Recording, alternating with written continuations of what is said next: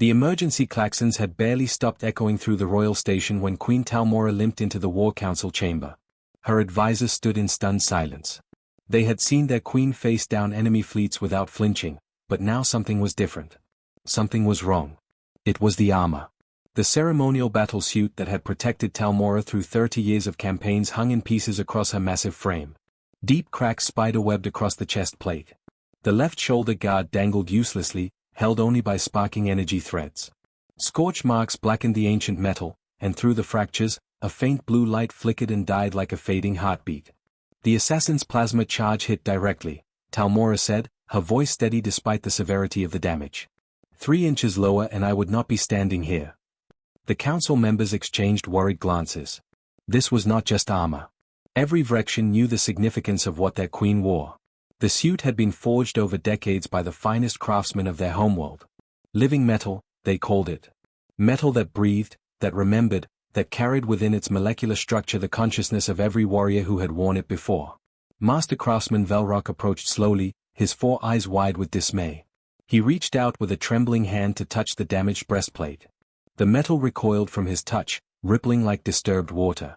My queen, Velrock whispered, this damage goes beyond the physical.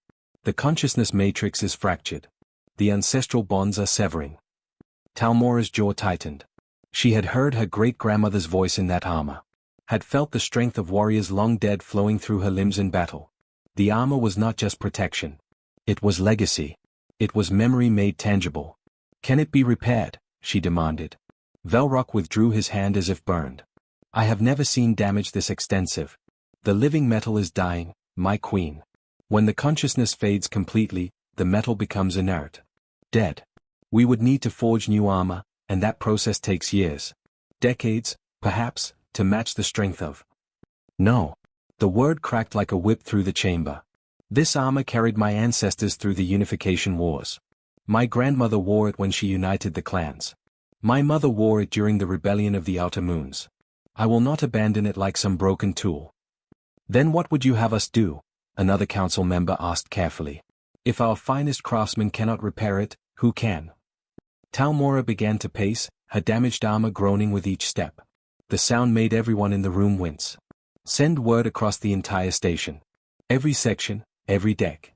If there is anyone, Vrexian or otherwise, who believes they can attempt this repair, they are to come forward. Otherwise? Velrock's voice carried clear disdain. My queen, you cannot seriously be suggesting that we allow outsiders to touch sacred armor.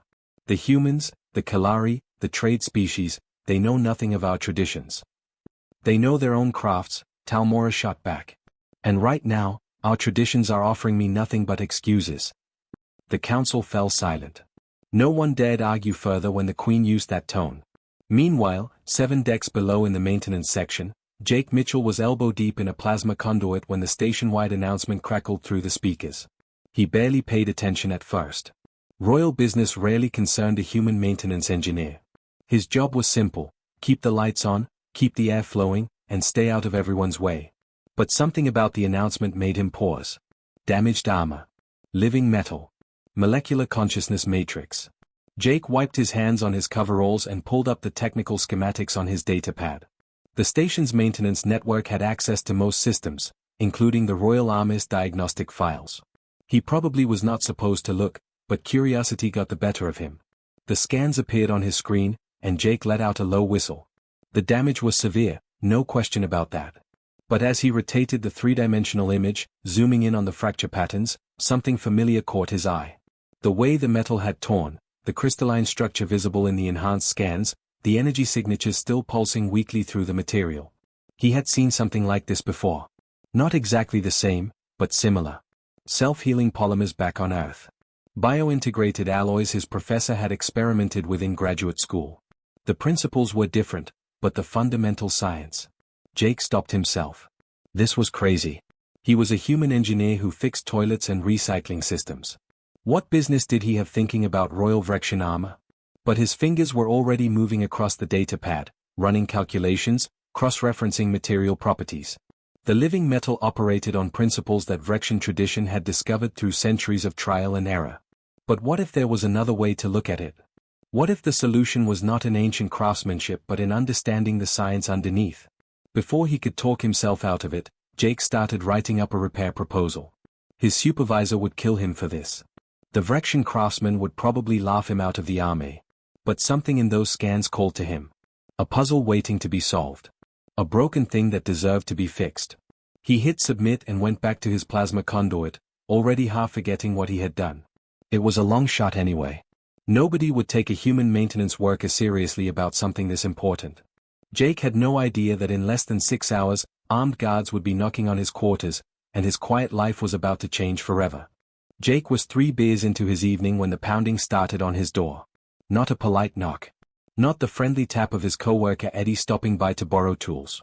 This was the kind of pounding that meant trouble. He set down his drink and glanced at the time display. 2200 hours.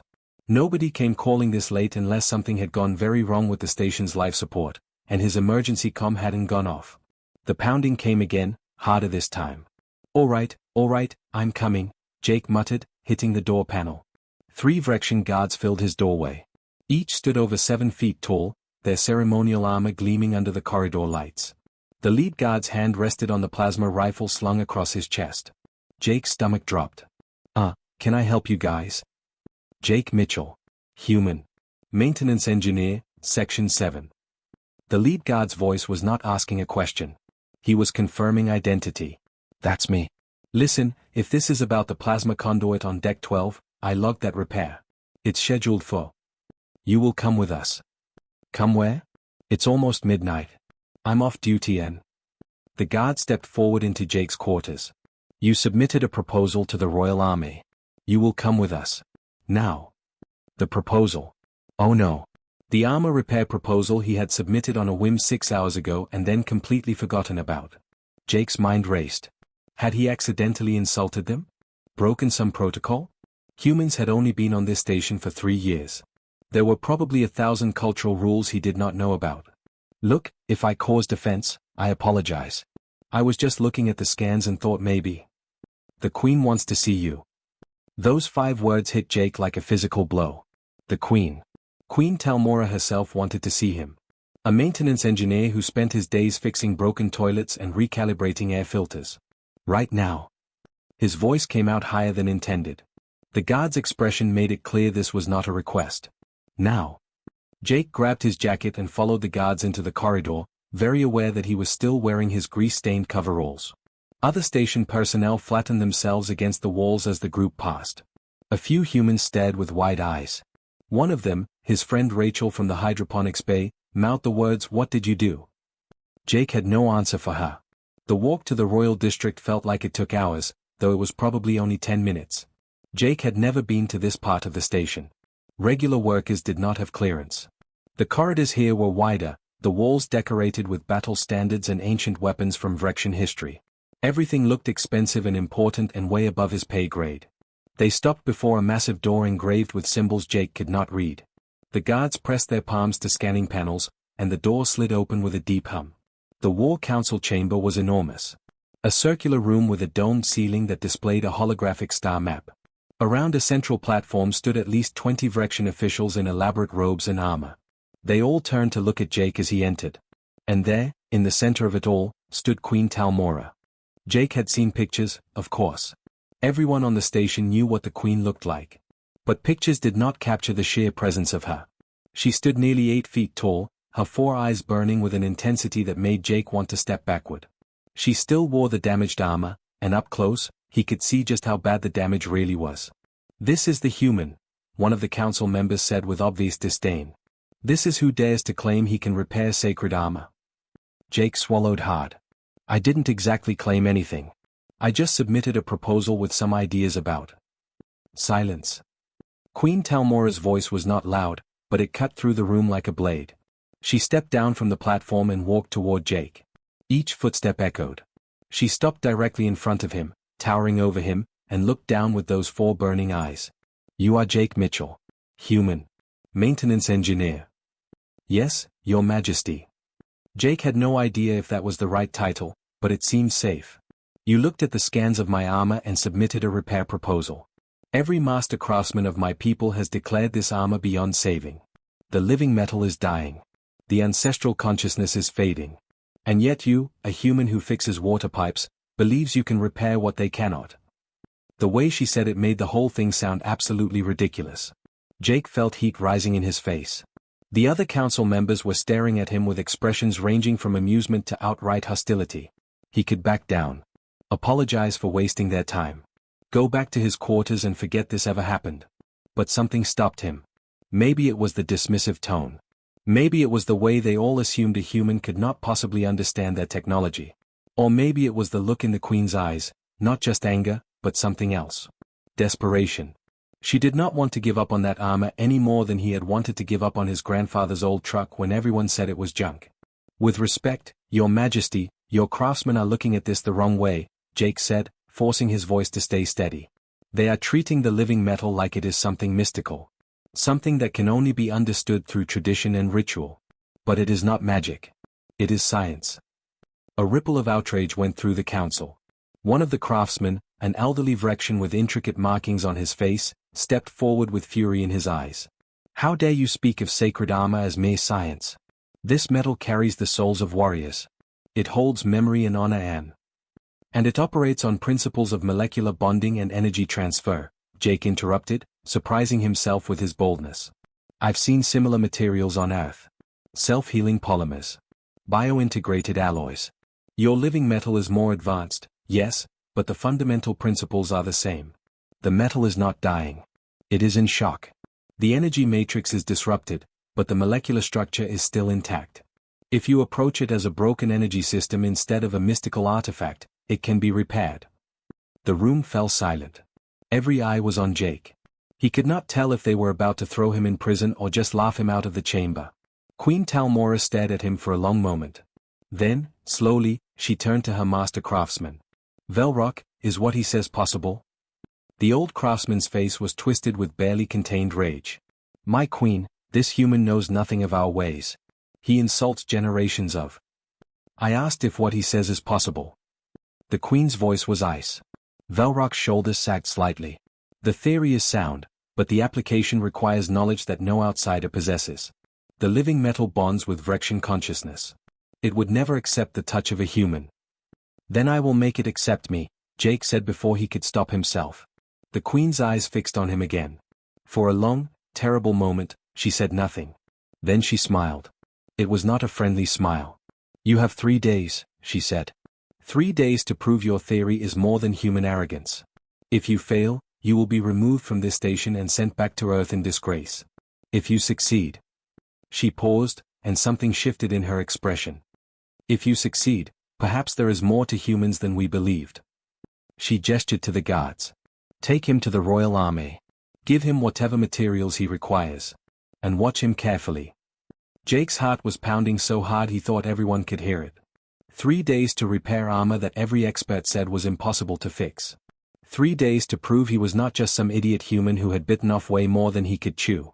The guards escorted him from the chamber. As the doors closed behind him, Jake heard one of the council members laugh. 3 days.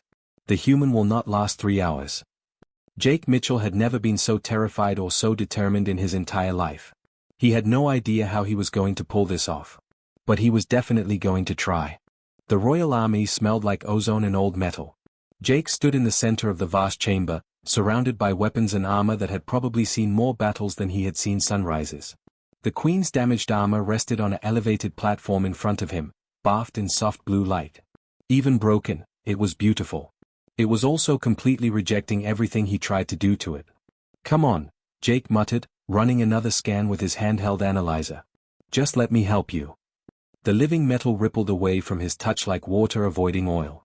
Every time he tried to apply a bonding agent to the cracks, the metal sealed itself off, refusing to accept the repair. It had been doing this for 6 hours straight. Behind him, he could feel the eyes of 5 Vrexian craftsmen watching his every move. They had not said a word since the guards brought him here at dawn, but their hostility hung in the air like smoke. Velrock, the master craftsman, sat on a bench near the far wall, his arms crossed and his face set in an expression of supreme contempt. Jake wiped sweat from his forehead and tried again. He had prepared a microfusion welder, adjusting the frequency to match the energy signature of the living metal. In theory, if he could get the metal to accept even a tiny amount of bonding material, the self-repair mechanisms would take over. In theory.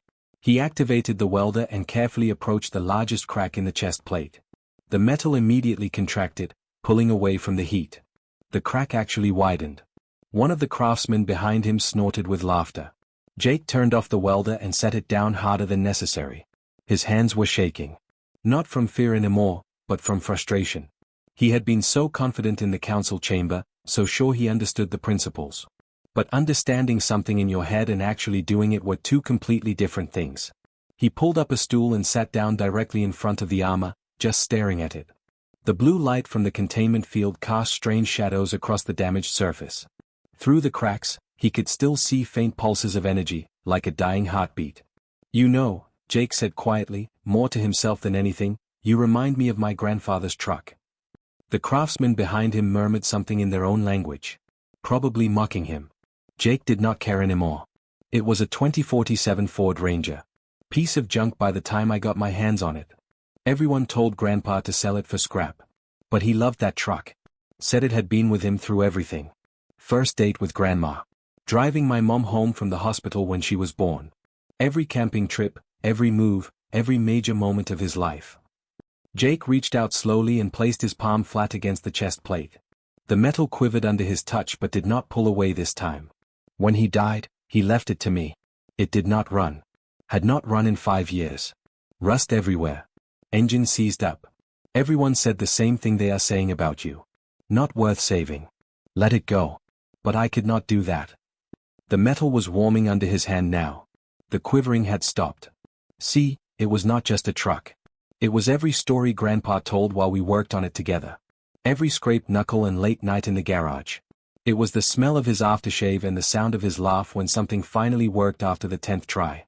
You cannot just throw that away because something's broken. Jake pulled up his scanner with his other hand, keeping his palm on the armor. The energy readings had changed. The metal was not recoiling anymore. It was listening. That's what you are, is not it? You are not just metal and energy matrices. You are every warrior who wore you. Every battle, every victory, every moment when someone needed you and you were there. The Queen does not want new armor because you cannot replace that. You cannot replace history. One of the younger craftsmen had moved closer, Jake noticed from the corner of his eye. The Vrexian was watching with an expression that was no longer hostile. It was curious. So here's the deal, Jake continued, his voice soft but steady. I am not Vrexian. I will never be Vrexian. I do not have 4 eyes or know your traditions or understand all the rituals. But I understand what it means to be worth saving. And I understand that sometimes the answer is not about forcing a fix. It is about earning trust first. He pulled his hand away slowly and picked up a different tool. Not the fusion welder. Not the bonding agents. Just a simple cleaning cloth and a bottle of solvent. I am going to clean you first, Jake said. Get all this scoring and residue off. Let you breathe a little. And I am going to tell you about Earth while I work. About the places I have been and the things I have fixed. About why I became an engineer in the first place. And maybe, if you decide I am not completely terrible, you will let me help you. He started with the shoulder guard, gently cleaning away the blast residue. The metal did not pull away. As he worked, he talked. About growing up in Colorado. About his first engineering class in high school. About the satisfaction of taking something broken and making it whole again. The hours passed. Jake cleaned every inch of the damaged armor, talking the entire time. He told stories about his family, about Earth, about the first time he saw a starship and knew he had to get off planet and see what was out there. And slowly, almost imperceptibly, the armor began to respond. It started with small things. A crack that closed slightly when his hand passed over it. A flicker of stronger energy when he described repairing his grandfather's truck. The blue light growing brighter in the containment field. Velrock stood up from his bench and walked closer, his 4 eyes wide. What are you doing? The old craftsman asked, his voice lacking its earlier contempt. The metal is responding to you. Jake looked up, surprised. He had been so focused on his work that he had not noticed all 5 craftsmen had gathered around, watching intently. I am not doing anything special, Jake said. Just talking to it. Treating it like it matters. But you are human, one of the younger craftsmen said. The living metal should not accept human touch. It bonds with Vrexian consciousness, with our energy patterns. Jake set down his cloth and picked up his scanner. The readings made him smile. Maybe it does not care about energy patterns as much as you think. Maybe it cares about intent. About respect. He reached into his toolkit and pulled out a microapplicator, loading it with a bonding compound he had mixed earlier. I am going to try something. Watch the energy matrix. Jake placed his hand on the armor again, letting his palm rest against the main chest plate. He closed his eyes and thought about his grandfather. About every hour they spent in that garage. About the patience it took to coax a seized engine back to life. About understanding that some things could not be rushed or forced. Then he activated the applicator and touched it to the largest crack. The living metal flowed like liquid silver. The crack began to close, the edges knitting together in patterns that made the Vrexian craftsman gasp. Jake moved to the next crack, then the next, his movement steady and sure. The armor was accepting his repairs now, welcoming them, working with him instead of against him. Impossible, Velrock whispered. I have never seen the metal respond like this. The pattern is not Vrexian. It is something new. Jake kept working, but he was smiling now. It is not Vrexian and it is not human. It is both. The metal is adapting. Learning. That's what living metal does, right? It learns. By the time Jake stepped back 3 hours later, the chest plate was whole again. Not perfect yet, there was still work to do on the other damaged sections, but the worst of it was repaired. The blue light in the containment field pulsed strong and steady. The youngest craftsman stepped forward and carefully placed his hand on the repaired section. His eyes widened. I can feel the ancestors again. The consciousness is returning. Velrock approached slowly, almost reverently. He touched the armor with both hands, his 4 eyes closing. When he opened them again, he was looking at Jake with something that might have been respect. You did not just repair the metal, the old craftsman said quietly. You honored it. You understood what we could not see. That the armor needed to trust you before it could accept your help. Jake packed up his tools, exhaustion hitting him all at once. My grandfather taught me that. You cannot force things to work. You have to earn it. As the guards escorted him back to temporary quarters to rest, Jake glanced back at the armor one more time. It was glowing brighter now, the energy matrix stabilizing. 2 days left. And for the first time since this crazy situation started, Jake actually believed he might pull it off. Jake was running on his 3rd cup of coffee and maybe 2 hours of sleep when he heard the footsteps. Heavy. Deliberate. The kind of footsteps that announced someone important was approaching. He looked up from the shoulder guard he was repairing to see Queen Talmora standing in the army doorway. Alone. No guards. No council members. Just her, still wearing the partially repaired armor, watching him work. Your Majesty. Jake straightened up quickly, nearly knocking over his toolkit. I did not expect. It is the 3rd night, she said, walking into the chamber. I could not sleep. I wanted to see how the repairs were progressing. Jake gestured at the armor platform. The chest plate is stable. I have been working on the shoulder assembly. The energy conduits were more damaged than the scans showed, but I think I can reroute them through the secondary channels. It will actually make the whole system more efficient. Talmora approached the platform slowly, her 4 eyes studying his work. Velrock came to me this afternoon. He said you have done what he thought impossible. That the armor has accepted you. The armor accepted respect, Jake corrected gently. I just happened to be the one offering it. The Queen was quiet for a moment, running one massive hand across the repaired chest plate. Tell me something, Jake Mitchell. Why does a human care about Vrexian history embedded in metal? You are here for work. 4 credits. For the chance to see the galaxy. Why spend 3 sleepless nights trying to save something that means nothing to your people? Jake set down his microwelder and pulled up a second stool. He was too tired to worry about protocol anymore. Can I tell you a story? Talmora looked surprised but nodded, sitting down across from him. The stool looked ridiculously small under her massive frame. When I was 16, Jake began, my grandfather got sick. Cancer. He knew he did not have much time left, and there was this old truck in his garage. A beat-up Ford Ranger that had not run in years. One day he asked me to help him fix it. The Queen leaned forward slightly, listening. I did not understand why at first. We could have bought a new truck. A better one. But every day after school, I would go to his garage and we would work on that old Ranger together. And while we worked, he would tell me stories. About buying it brand new in 2047. About teaching my mom to drive in it. About the camping trips and the moves and all the life that had happened in and around that truck. Jake smiled at the memory, even though it still hurt. It took us 6 months. The engine was seized. The transmission was shot. We basically rebuilt the entire thing from the ground up. And 3 weeks before he died, we got it running again. He took me for a drive around the neighborhood, and he was happier than I had ever seen him. The truck mattered because of the memories, Talmora said softly. Exactly. After he died, everyone told me to sell it. It was not practical. It was old technology. I could get good money for it. But I could not do it.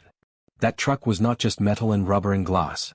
It was every conversation we had while working on it. Every laugh. Every moment when he taught me that fixing things is not just about making them work, it is about understanding why they mattered in the first place. Jake stood and walked to the armor, placing his hand on the section he had been repairing. This armor is your truck.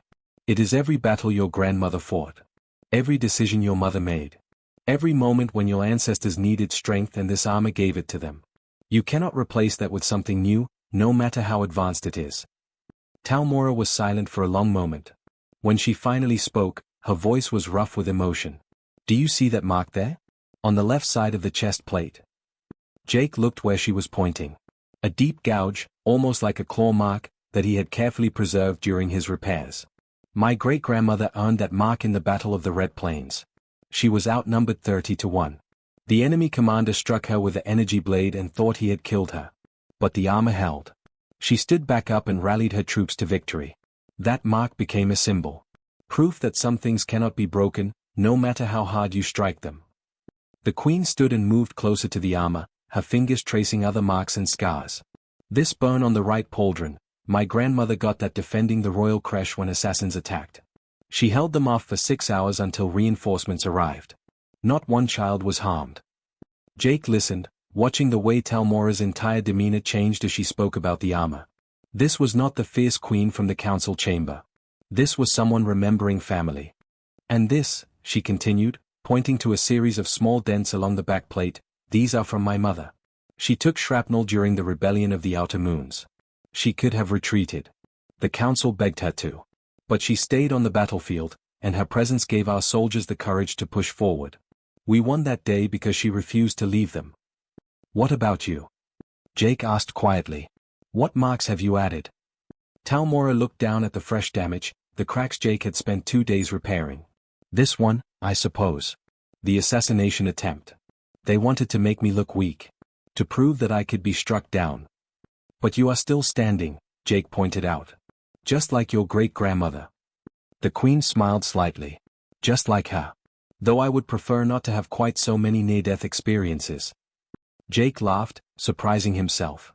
Here he was, exhausted and covered in grease, sharing a joke with an alien queen in the middle of the night. His friends back on Earth would never believe this. May I ask you something? Talmora said. When you repair the armor, what do you think about? Honestly? I think about my grandfather. About the patience he taught me. About understanding that some repairs are not just technical, they are emotional. The armor was not just damaged by plasma fire. It was traumatized. Shocked. It needed to know that whoever was fixing it understood what it meant to carry history. Jake picked up his microwelder again, adjusting the settings. Every time I seal a crack or reroute an energy conduit, I think about the warrior who earned that scar. I think about what they were fighting for. What they were protecting. And I try to honor that in how I work. Velrock said you have been talking to the armor while you work. Yeah, that probably sounds crazy. No, Talmora said firmly. It sounds like you understand something my own people had forgotten. The living metal does not just respond to technical skill. It responds to connection. To being treated as more than an object. She stood and walked to the chamber entrance, then paused. My council thought I was foolish to give a human engineer this chance. They said you would fail within hours. That you would damage the armor beyond any hope of repair. Are they still saying that? Jake asked, slightly worried. They stopped saying it around noon today, when Velrock told them you had accomplished what he believed was impossible. The queen looked back at him, her 4 eyes reflecting the blue light of the containment field. Finish the repairs, Jake Mitchell. And when you do, I want you to add one more mark to this armor. What kind of mark? Something small. Something that will remind me that a human engineer once sat in this chamber through 3 long nights, refusing to give up on something that everyone else had declared dead. A reminder that worthiness is not determined by species or tradition, but by the respect we show for what others hold sacred. Talmora left without waiting for a response, her footsteps echoing down the corridor. Jake stood alone in the army, staring at the partially repaired armor. His hands were shaking again, but not from fear or frustration this time. From something else. Pride, maybe. Or the weight of responsibility. He picked up his tools and got back to work. The shoulder assembly was not going to fix itself, and he had less than 24 hours to finish everything. But as he worked, Jake found himself thinking about what mark he would add. Something small but meaningful. Something that would last as long as the armor itself, a tiny piece of human history woven into Vrexian legacy. By the time dawn light started filtering through the army windows, Jake had an idea. And for the first time in 3 days, he was not just confident he could finish the repairs. He was confident he could do it right. The formal presentation chamber was packed with what felt like half the station's population. Jake stood near the back wall, trying to make himself invisible among the crowd of Vrexian nobility, council members, and military officers. His dress uniform felt uncomfortable after 3 days of working in coveralls. His hands would not stop fidgeting. Eddie, his co-worker from maintenance, had somehow squeezed into the chamber and gave him a thumbs up from across the room. Rachel from hydroponics mouthed the words, "You got this," with an encouraging smile. At least some humans had been allowed in to watch whatever was about to happen. The chamber doors opened with a deep resonant tone that made everyone fall silent. Queen Talmora entered, and Jake's breath caught in his throat. The armor was magnificent. Every crack sealed. Every energy conduit flowing with bright, steady light. The living metal gleamed under the chamber lights, but more than that, it seemed alive in a way it had not been before. The blue energy matrix pulsed strong and vibrant, and Jake could swear he saw patterns moving beneath the surface like schools of fish in deep water. Talmora wore the armor like she had been born in it. Her posture was straight, her movements fluid and powerful. She looked like every story Jake had heard about warrior queens, like someone who could face down an army and make them retreat with just a glance. The court assembled in traditional formation, creating a wide circle around the central platform. Velrock and the other master craftsmen stood in places of honor near the front. The old craftsman caught Jake's eye and gave him a slight nod. Coming from someone who had wanted to throw him out 3 days ago, that nod felt like a medal. Queen Talmora ascended to the central platform. The chamber fell into absolute silence. This was clearly some kind of ceremony, though Jake had no idea what to expect. Nobody had bothered to explain the protocol to the human engineer who had just been trying not to mess everything up. 3 days ago, the Queen's voice rang out across the chamber, "My armor was broken. Shattered by an assassin's plasma charge. Every master craftsman of my people examined the damage and declared it beyond repair. The living metal was dying. The ancestral consciousness was fading. Our traditions offered no solution." She paused, her 4 eyes scanning the assembled crowd. "I sent out a call across this station. I asked if anyone, Vrexian or otherwise, believed they could attempt the impossible. 23 proposals were submitted. 22 came from respected engineers and craftsmen who suggested various experimental techniques. All were rejected by my master craftsmen as too risky or too unlikely to succeed." Jake's heart was pounding so hard he was sure everyone could hear it. The 23rd proposal came from a human maintenance engineer named Jake Mitchell, who repairs water filtration systems and plasma conduits in the lower decks. A man with no formal training in Vrexian metallurgy. A man who had never worked with living metal. A man who, by all reasonable assessment, had no business believing he could succeed where our finest craftsmen had failed. Some of the Vrexian nobles were looking around the chamber, trying to figure out who this human was. Jake wanted to sink through the floor. "I gave him 3 days, Talmora continued. 3 days to prove his proposal was more than human arrogance. 3 days to either repair my armor or be sent home in disgrace." The Queen reached up and touched her chest plate, the repaired section that had been nothing but fractured metal and dying light just 72 hours ago. "The armor you see before you is his answer." A murmur ran through the crowd. The Vrexian nobles were leaning forward, studying the armor with new interest. Even from across the chamber, Jake could see the surprise on their faces. "The repairs are not merely functional," Talmora said. "They are extraordinary. Master craftsman Velrock has examined every centimeter of the work. The living metal has not only accepted the repairs, it has integrated them into the consciousness matrix in ways we have never seen before.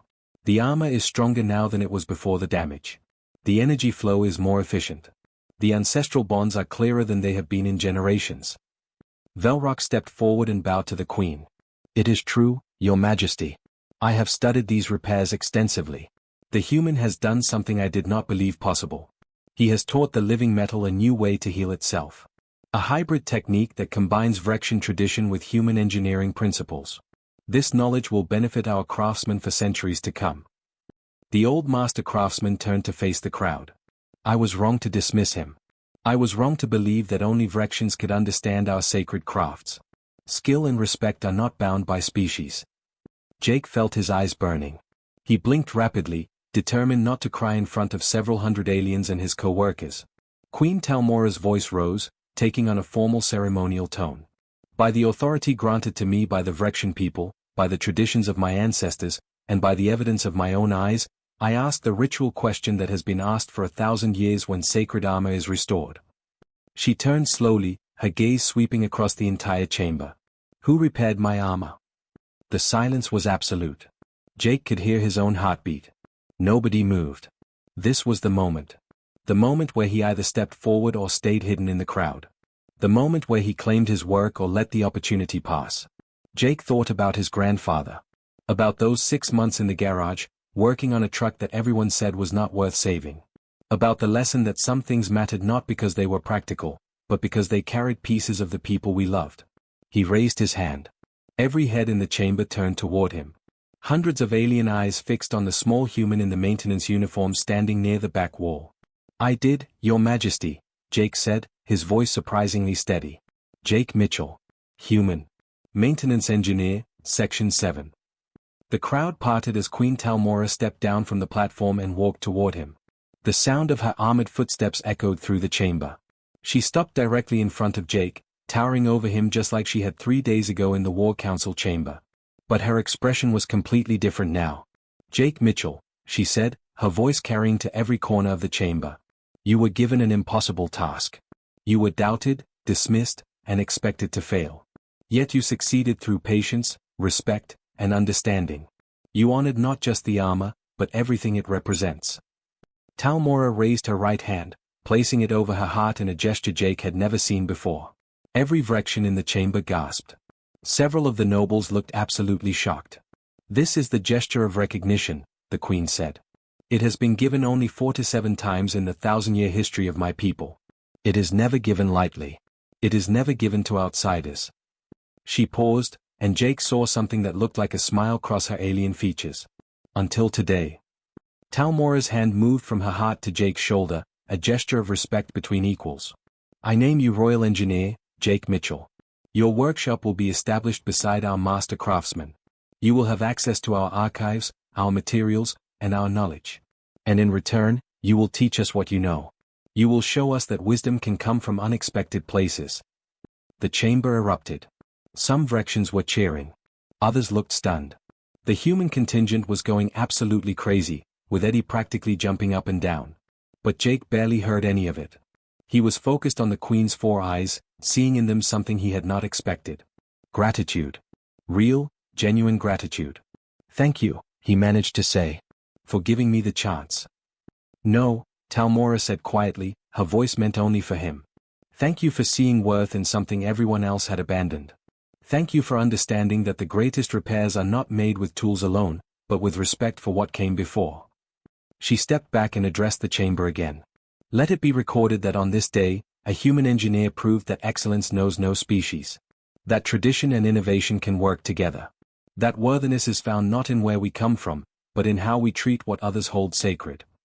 As the ceremony concluded and the crowd began to disperse, Velrock approached Jake with several other master craftsmen. "Your workshop will be ready tomorrow. I will personally oversee your orientation. There is much we can learn from each other." Jake shook the old craftsman's massive hand, still processing everything that had just happened. 20 minutes ago, he was a maintenance engineer. Now he was apparently royalty adjacent with a workshop and a title and responsibilities he could not even begin to imagine. Eddie grabbed him in a bear hug the moment the Vrexian officials cleared out. "Dude. You are the royal engineer. Do you know how insane that is?" "I have no idea what I am doing," Jake admitted. "You never do," Rachel laughed, joining the hug. "But you figure it out anyway. That is kind of your thing." That night, Jake returned to the army one last time. The armor stood on its platform, gleaming and whole. He walked up to it slowly and placed his hand on the chest plate where the worst damage had been. "We did it," he said softly. "You and me. We proved everyone wrong." The living metal warmed under his touch, and for just a moment, Jake could have sworn he felt something. A presence. An acknowledgement. The armor remembering this moment, adding it to all the other moments it had witnessed over centuries. He had added his mark, like the Queen requested. A small symbol etched near the base of the neck guard where it would not be obvious unless you knew where to look. A simple design, a wrench crossed with a Vrection on a blade. Human and alien. Working together. Jake smiled and headed back to his quarters. Tomorrow he would start his new job as Royal Engineer, whatever that meant. Tomorrow he would begin learning Vrection metallurgy and teaching them human techniques. Tomorrow his life would be completely different. But tonight, he was just Jake Mitchell. A guy who fixed broken things. A guy who believed that nothing was beyond saving if you approached it with patience and respect. His grandfather would have been proud.